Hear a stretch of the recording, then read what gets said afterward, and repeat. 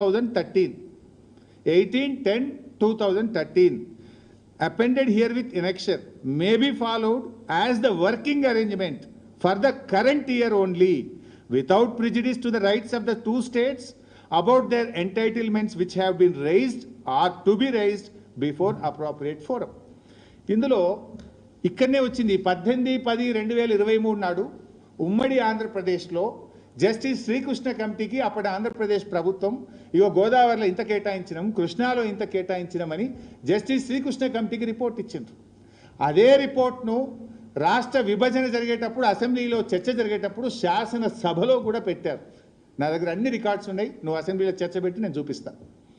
శాసనసభలో కూడా పెట్టింది ఏమని, తెలంగాణకు కృష్ణానదిలో 299 ఇచ్చినాం, ఆంధ్రప్రదేశ్కు 512 ఇచ్చినాం అనేది దిస్ ఈస్ ద ప్రూఫ్.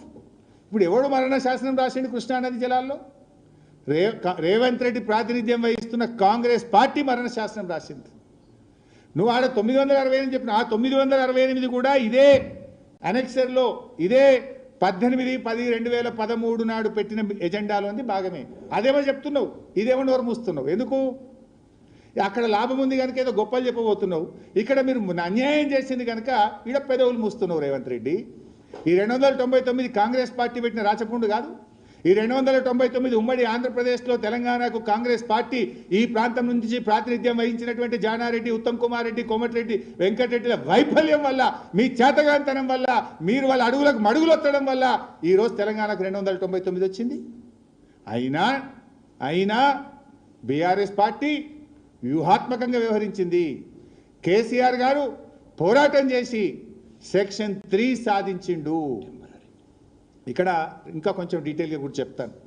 అంటే నా రిక్వెస్ట్, ఇవాళ తర్వాత మీడియా రేవంత్ రెడ్డి మాట్లాడే అబద్ధాలను మీరు దయచేసి వేయొద్దు, చూపియొద్దు, వాస్తవాలు చెప్పండి. నేను చెప్పిందే వేయమని కూడా అంటలేదు. I will give you all the documents. నా దగ్గర ఉన్న అన్ని ఖైదాలు మీ ముందు పెడతా. నిజం ఏది ఉంటే అది ప్రజల్లో ప్రచారం పెట్టండి. ఎవరిది తప్పైతే తప్పును తప్పనండి, ఒప్పును ఒప్పనండి.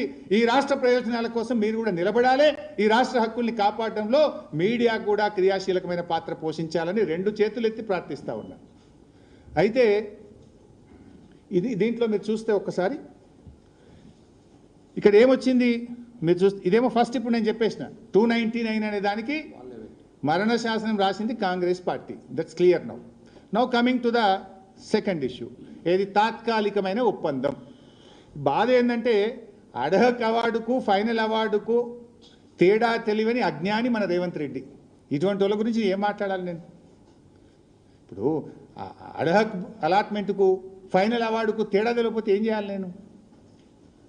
ఇక్కడ క్లియర్గా మీరు చూస్తే paragraph number 7, thereafter project related issues were discussed and following working arrangements అంటే temporary for the year 2015-16 only were agreed as a temporary measure. You can see in the last paragraph temporary measure రాస్తూ చివరి paragraph లో ఇందులో paragraph 18, the entire arrangements agreed for the current year would be without any రాస్తూ చివరి paragraph లో ఇందులో paragraph 18, the entire arrangements agreed for the current year would be without any prejudice to the stand of both the states before any forum.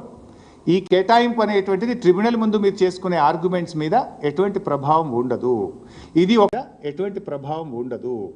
ఇది ఒక సంవత్సరానికి tribunal award వచ్చేంత వరకు తాత్కాలిక ఒప్పందము అని చాలా స్పష్టంగా చెప్పారు.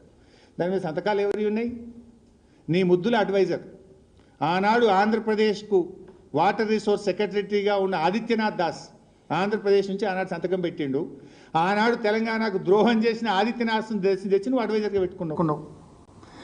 అదే ఆదిత్యనాథ్ దాస్ ఇదే మీటింగ్లో ఏమన్నాడో తెలుసా? తెలంగాణ హక్కులకు ఎట్లా వ్యతిరేకంగా మాట్లాడిండో చదివి వినిపిస్తా. ఆనాడేమో తెలంగాణకు వ్యతిరేకంగా మాట్లాడిండు, తెలంగాణ హక్కులను కాలరాసి తెలంగాణకు వ్యతిరేకంగా మాట్లాడిన సంతకం పెట్టిన ఆదిత్యనాథ్ దాస్ని తెచ్చి తెలంగాణ అడ్వైజర్గా పెట్టుకున్నావు. అంటే నువ్వు బాబు చెప్పు చేతుల్లో ఉన్నావా? ఆంధ్రప్రదేశ్కు పనిచేస్తున్నావా? తెలంగాణకు పనిచేస్తున్నావా? తెలంగాణ ద్రోహి, తెలంగాణకు ద్రోహం తలపెట్టినోడిని ఎవడన్నా రాష్ట్ర ప్రభుత్వ సలహాదారుడుగా పెట్టుకుంటాడండి?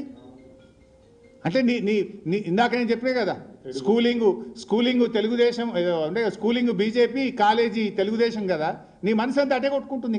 ఇంకేదో గురుదక్షిణ బాబే యాదికొస్తుంది నీకు. ఏం మాట్లాడిండో చూడండి. ఆంధ్రప్రదేశ్కి కూడా నేను చూస్తా. పారాగ్రాఫ్ 3లో first content, the representative of government of AP requested to notify the projects for taking over under the jurisdiction of Krishna KRMB urgently requested to notify the projects for taking over under the jurisdiction of Krishna KRMB urgently for the purpose of regulation of water. He also cited that at present the directives of the board are not followed. Then mana Telangana, mana Joshi Saab maatlayindu.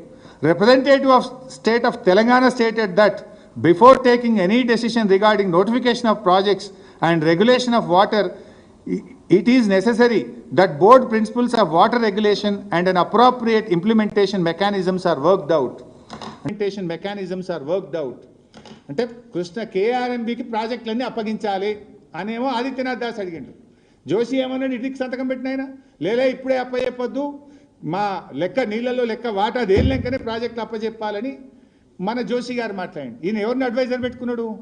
Telangana నోరు కొట్టేటోడిని, తెలంగాణ నీళ్లు కొట్టినోడిని, తెలంగాణకు అన్యాయం చేసిన తెచ్చి అలా అడ్వైజర్గా పెట్టుకున్నాడు ఈ ముఖ్యమంత్రి. మరి సంతకాలు ఎవరి ఉన్నాయి ఆ రోజు?